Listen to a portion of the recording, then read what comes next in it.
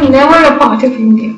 Kashmir was never a part of India. Come to the fact that the wars that were fought in Kashmir and Manipur and Nagaland and Mizoram, in fact, the Indian state from the moment it became a sovereign nation, from the moment it shook off the shackles of colonialism, it became a colonial state. And it has waged war since 1947 in Kashmir, Manipur, Nagaland, Mizoram, Telangana, Punjab, Kashmir, Goa, Hyderabad. If you look at it, it's like a state that has been perpetually at war, and a military war, and deploying the army against its own people.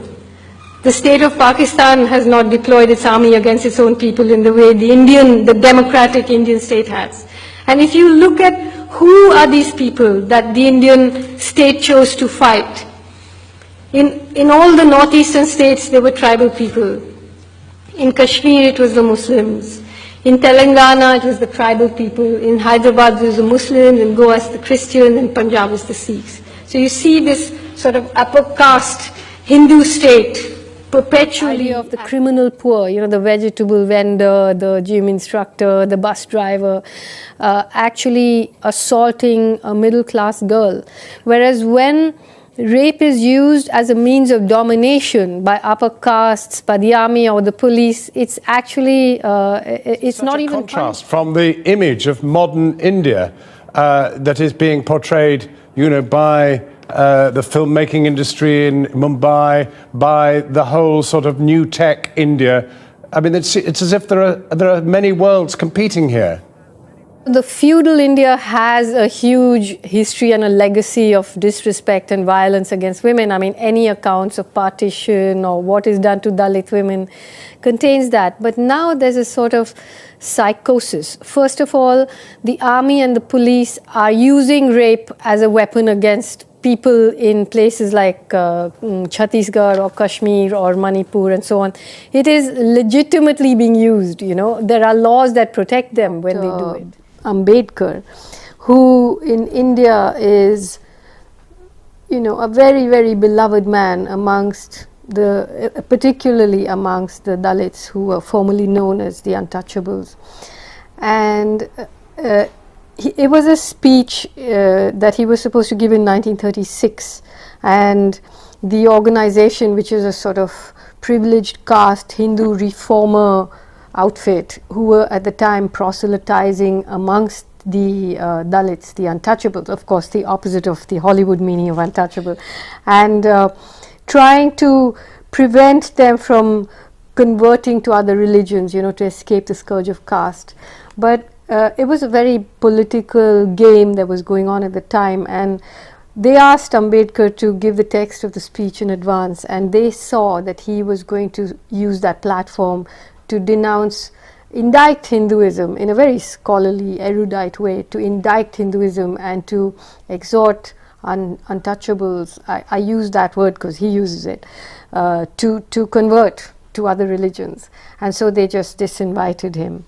And this text he published himself in 1936. But subsequently, it's the most read because Dalit presses have reproduced it.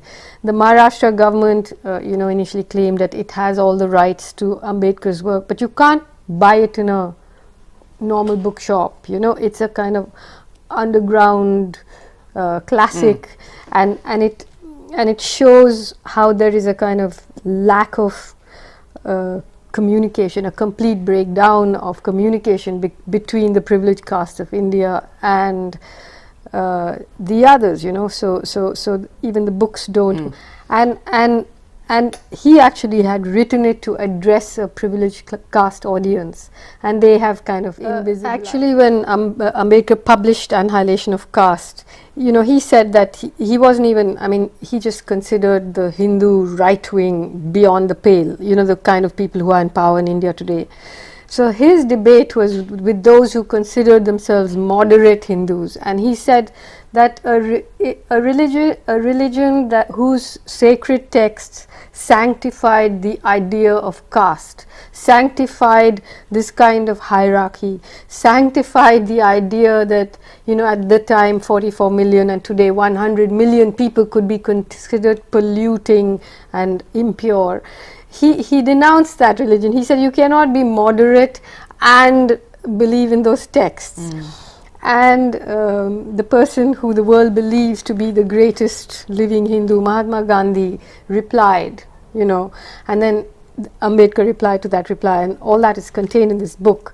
So when I started to write the introduction, I started looking at this debate, and I just began to get really puzzled about the thing. Gandhi was saying that caste is the most genius thing, and it was the best part of Hinduism. He supported caste, but he fought against the idea of untouchability, which was the performative end of caste. So you could keep the structure without the behavior? Exactly. That he didn't question entitlement. He believed that ancestral because caste is essentially about entitlement and about ancestral occupation. That, you know, a person whose caste says that they should be you know, what Gandhi kept calling scavengers, whose job it is to carry human excreta on their heads, should remain that, should think of it as a divine privilege.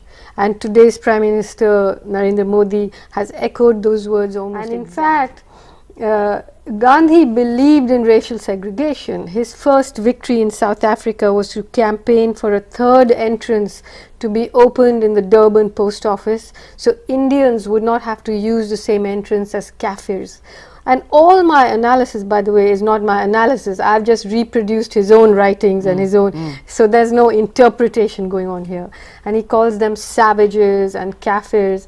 And of course people say, but he changed, but he did not change. You know, in 2012 there was all the protests which the world paid attention to. Good, there was a protest about the rape of the gang rape and murder of the girl in the bus in Delhi. But that year 1,500 Dalit women were raped by upper caste men. That year 651 Dalits were murdered.